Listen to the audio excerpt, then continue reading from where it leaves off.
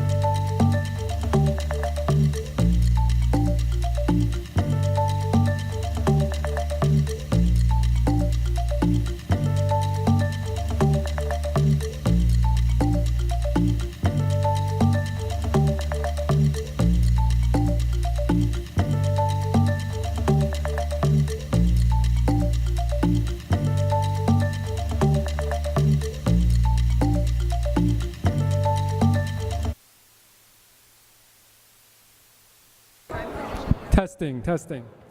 Good afternoon, everyone. We're going to get started.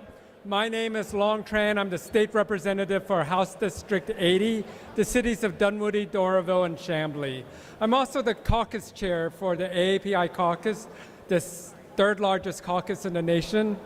And today we're here to remember an event that happened 4 years ago. This coming Sunday will mark 4 years since one of the most violent and tragic incidences that has happened to our AAPI community in history.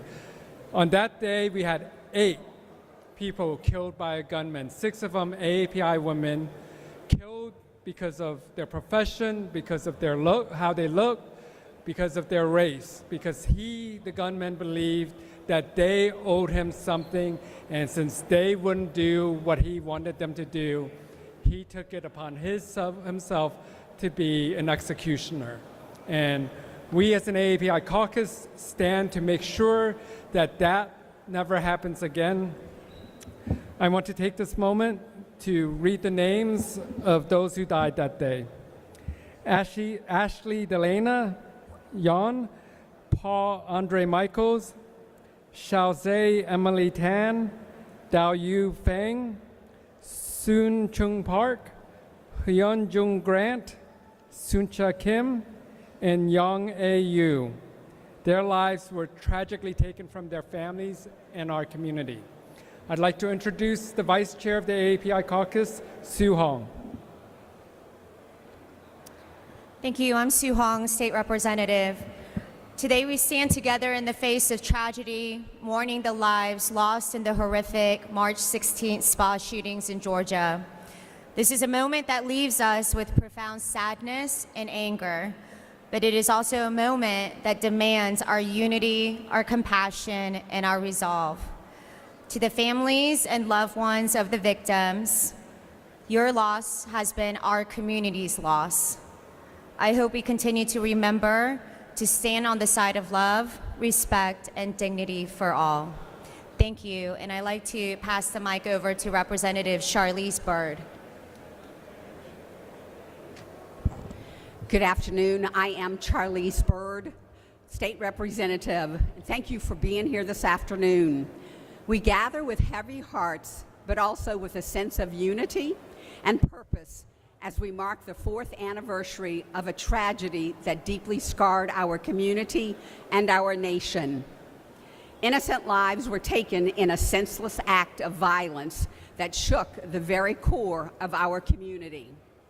We stand here to honor them, to remember them, to never allow their stories to be forgotten. Hate has no place in our society. Racism has no place in our society. Violence must be met with justice, accountability, and change. For families that lost loved ones on that day, grief never goes away. I often use a quote for those grieving. Grief is not a disorder, a disease, or a sign of weakness. It is an emotional, physical, and spiritual necessity. The price you pay for love. The only cure for grief is to grieve. Today, let us recommit to building a world where our differences are not met with fear or hatred, but with understanding and respect.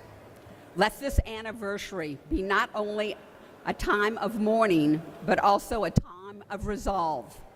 May the memory of those we lost move to action, to healing, and to hope. Together, we will not forget. Together, we will rise. Thank you. Our next speaker is Bonnie. Hello, everyone. My name is Bonnie Yoon. I am a board member and past president of the Georgia Asian Pacific American Bar Association. Almost 4 years ago, when this tragedy happened, I remember the day when I heard that 8 people were killed, 6 of whom were Asian American women who looked like me. There were so many rumors and misinformation that was abounding because at first we could not identify these victims.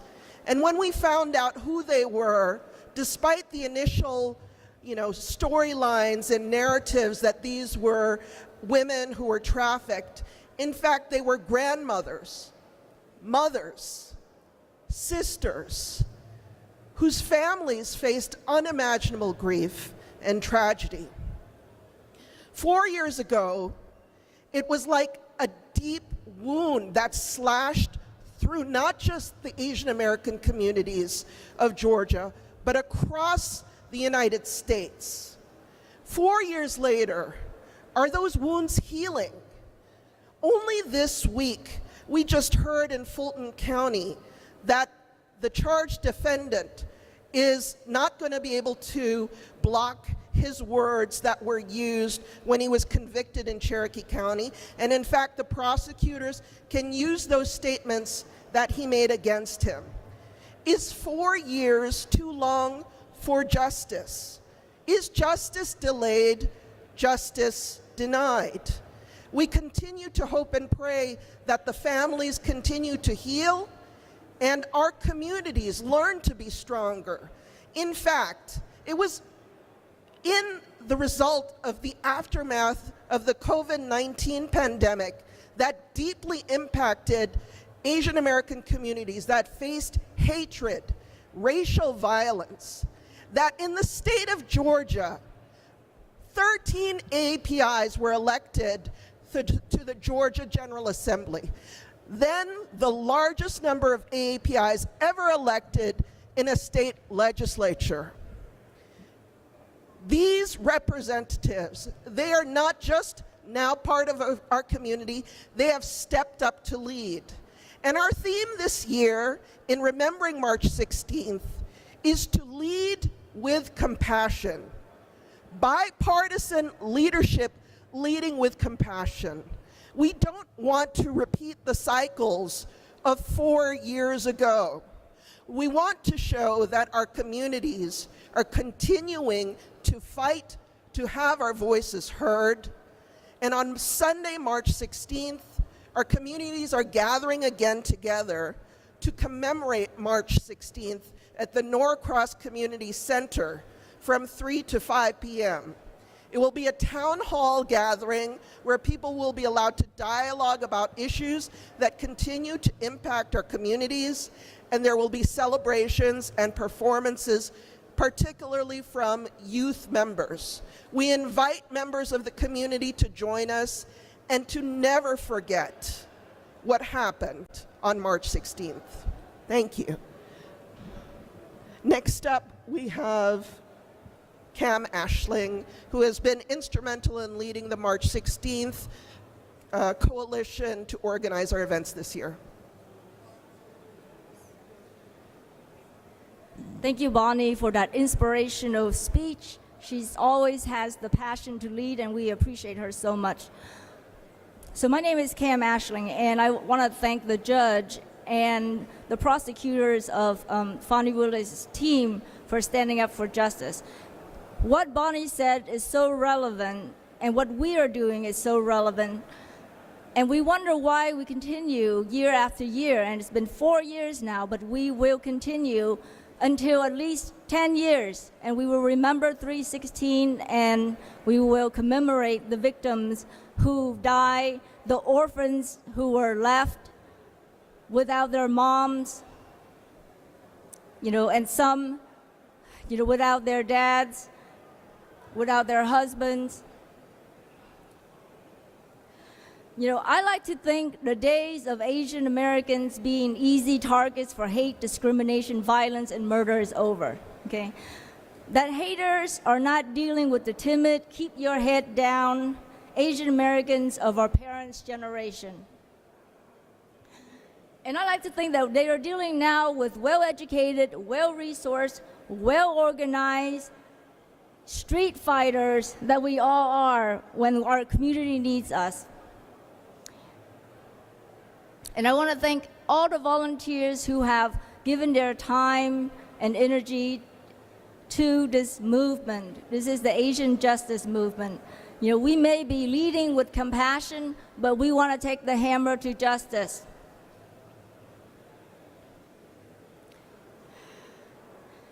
We are still working on seeking another guilty verdict, and we want this case in Fulton County to be designated as a hate crime. Okay, this is still the continuation of our work. It is not over. It's been 4 years and it is still not over. So let us always break the silence, always remember our victims and our survivors, always stand together, always lead with compassion this year and for the next 10 years on 3/16.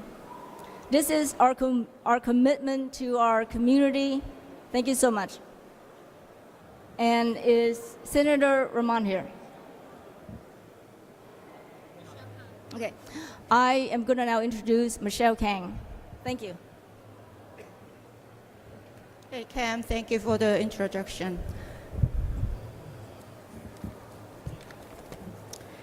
My name is Michelle Kang, and I'm one of the founders of the Atlanta Korean American Committee Against Asian Hate. Our organization was established on March 17th, 2021 by first-generation Korean Americans, and we have since been a steadfast voice for the Asian community in the fight for racial and social justice. And I am standing before you as a member of the Asian Justice Movement today. As we commemorate the 4th anniversary of the March 16 Atlanta shootings, I want to address critical issue that affects all of us. The adverse impact of the federal elimination of diversity, equity, and inclusion initiative. DEI programs are designed to dismantle systemic barriers and ensure that historically marginalized communities have equal opportunities. When the federal government plays a pivotal role in shaping fair and inclusive society, upholding DEI becomes not just important, but essential. By embedding DEI principles into public policy, governments can ensure that very citizens, regardless of race, gender, socioeconomic status, or other characteristics, have equal access to opportunities, services, and legal protections. This is vital in our ongoing efforts to address historical and systemic racism inequities. Furthermore, when our government institutions reflect the diverse makeup of our population, policymaking becomes more inclusive and responsive to the needs of all communities. This representation strengthens public trust in our institutions and bolsters our democratic processes. DEI initiatives also play a crucial role in building bridges between communities by fostering understanding, reducing biases, and mitigating social tensions. An inclusive society is inherently better equipped to collaborate, innovate, and create a harmonious environment for everyone. Moreover, upholding DEI aligns with our ethical imperatives and in many cases with legal mandates designed to prevent discrimination and protect human rights. It is a clear demonstration that our government values fairness and is committed to creating a level playing field for all its citizens. Maintaining strong DEI practices in government not only ensures justice and equal opportunity, it also enhances societal well-being and drives economic prosperity. It reflects a commitment to a future where every individual can contribute to and benefit from a vibrant, inclusive society. Today, I urge the Trump administration to restore DEI policies and practices. This restoration is crucial to protect immigrant communities and people of color, including Asian communities that have historically suffered from systemic racism and social injustice. We remain unwavering in our commitment to uphold the core value of diversity, equity, and inclusion to advance democracy for ourselves and for our children. Thank you. And then I want to introduce Victoria Nguyen. Hello. Thank you so much to the Georgia AAPI Legislative Caucus for hosting this press conference. and the organizers of the 316 Day of Remembrance Coalition. I'm Victoria Nguyen. I am the founder and the chief community organizer of the Georgia AAPI Hub, and one of the organizers of the 316 Day of Remembrance Coalition for the past 4 years. Can you believe it has been nearly 4 years since we lost 8 precious lives to hate on March 16, 2021? We remember the victims' names and faces and the experiences when we were attending their funerals, working with their families, and being part of the network that was grieving not only here in Georgia, but across the United States and even across into other nations. Even after all this time, as I check in with our families and the advocates who supported the rapid response work the day after on March 17th, the grief, the pain, and the deep sense of injustice still remains within our community. Their lives were forever changed, and so were ours. On that day, Asian Americans everywhere held their breath. The pain, the shock, the horror, it galvanized our community. Many of us came to the realization that we had to do more, that we needed to do more, and what it is was not enough, that we had to protect our communities more, that we had to organize more to ensure that these senseless tragedies never happen again in our communities. I remember seeing the faces of the victims flash across the TV screen and thinking of my own mother, my aunts, and my grandmother. I remember the despair and fear in the voices of more than 200 community members when I listened to them in listening sessions after the tragedy. Our elders were afraid to take walks in the park. People hesitated to turn their heads at stoplights in their cars for fear of being targeted because they were Asian American. Some fear that simply existing in public spaces like at the airport, at the grocery store, at the Capitol would get them beaten, even killed, and that they never make it home to their families. I remember attending and helping organize a funeral for Ms. Fong, thinking about securing the financial support for the families who suddenly lost their family members who were the main support in their families, and working to connect them with mental health services. And all of that was challenging because many of the resources didn't exist in a way that the communities needed. I remember being support networks for family members, checking in on friends and loved ones, grappling with the immense grief and fear. So we cannot forget. We cannot forget the names of the victims and the grief that we all experienced 4 years ago. These were not just headlines. They were real people, our people, and we have carried their pain and grief on our shoulders since. In those moments, we vowed that we would never forget, and that's what we're doing here today. We fought to ensure decision makers reflected our communities. We fought to elect the API legislators that represented our communities. We built organizations, some new organizations, to uplift and protect one another.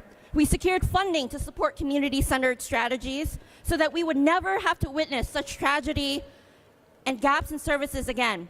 And now, as we approach the 4th commemoration of March 16th, we do so in a political climate that has proven to be the fertile ground for continued hateful rhetoric against our communities of color. We must not forget. We must continue to call on our communities to stand together, to fight against injustice, and to ensure that hate has no place in Georgia and in our country. We invite you to continue this conversation on Sunday, March 16th at 3 o'clock at our community town hall at Norcross Community Center at 3 o'clock on Sunday. Let's continue to show up, speak up, and never forget. Thank you.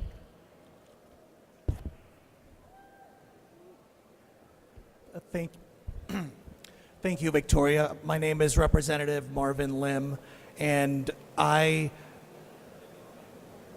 grateful to be standing here today because I'm grateful that we can take the time to commemorate. We know that with time, feelings and memories even fade, and people aren't thinking about this every day, but certainly to the families, but to so many more people in the Asian American community and beyond, this is something we think about a lot more often. So we take this opportunity every year to remind you all why this is important.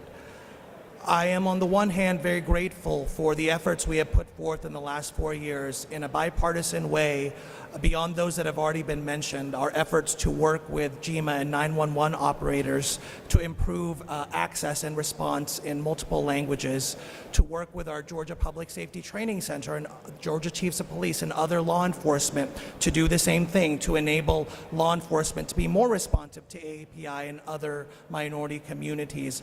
Our efforts with health centers and those community-based organizations that are on the front lines of serving our communities across their needs every single day. And of course, our efforts across the aisle, once again, just to ensure that more people know the diversity of the AAPI experience, because we don't always agree and we're certainly not all the same. So I'm grateful that we can come together. On the other hand, as has also been mentioned, there is so much work left to do. So I invite you all watching, listening, and hopefully learning to continue working with us to get to know those in the AAPI community, including your own neighbors, and to stand with them to work towards real change, to ensure that, as all my colleagues have stated, that there is not only words that say that racism and hate have no place in our society, but so that all people actually put that to action. Thank you so much.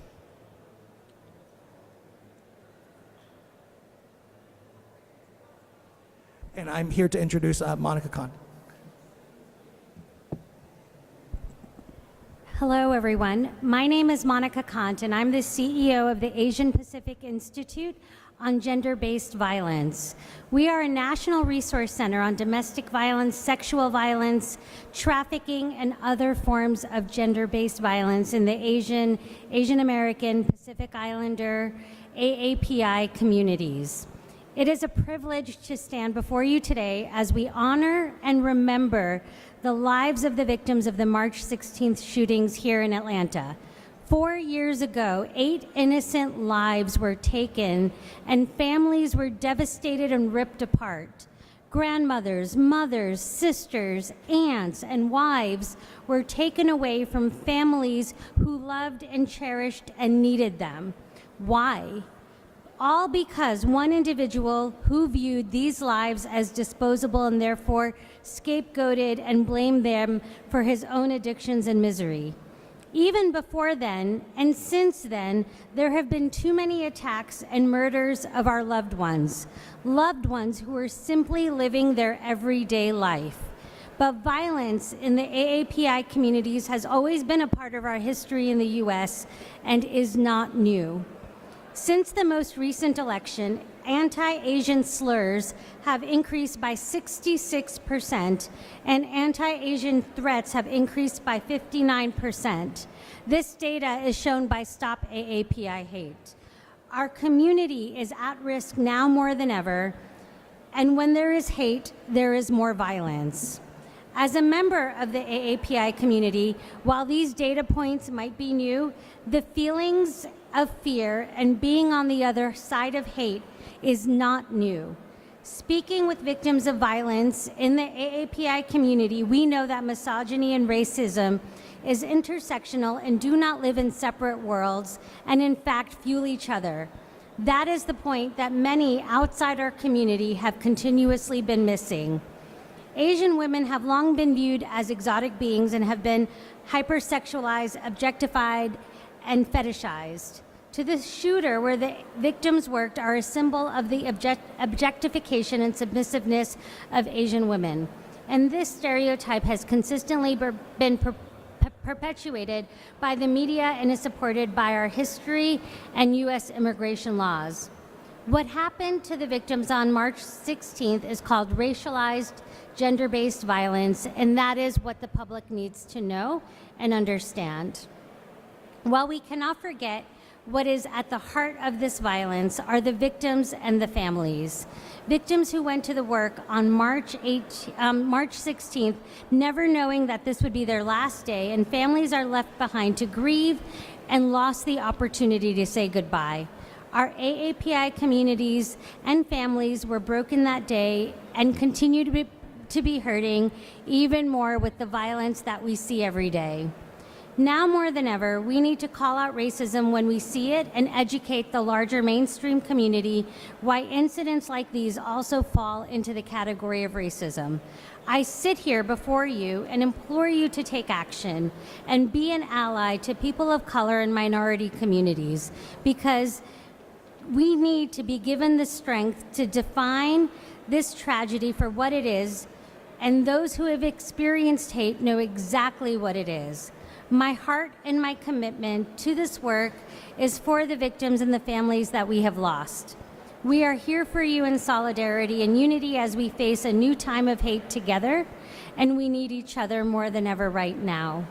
Please come on March 16th to commemorate the lives that we have lost in further conversation about the Atlanta spa shootings. Thank you.